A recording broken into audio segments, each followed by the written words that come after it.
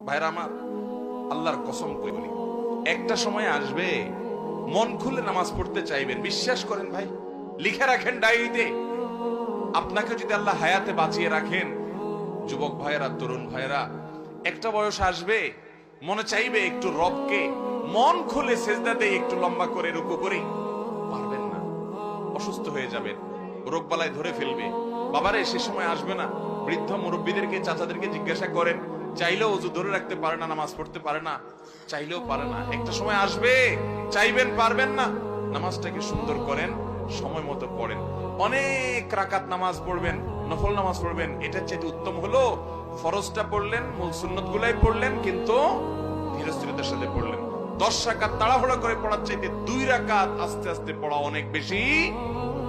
নামাজ সুন্দর করবেন তো ইনশাআল্লাহ। আজকে আপনাদেরকে একটা কথা বলে রাখি, আপনারা যখন মসজিদে যাবেন একটু খেয়াল করেন ভাইরা, যে কোন মুসল্লিটার নামাজের সবচেয়ে বেশি সময় নেয়। আমি খেয়াল করি।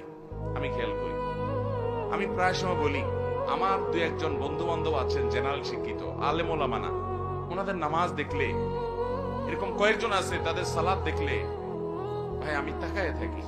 আলহামদুলিল্লাহ, আমি নিজে আমার সালাত কিতাব পত্রে পড়েছি, মানুষকে পড়াইছি, শিখাইছি, বলছি, কিন্তু দেখছি যে নামাজ কত সুন্দর করা যায়।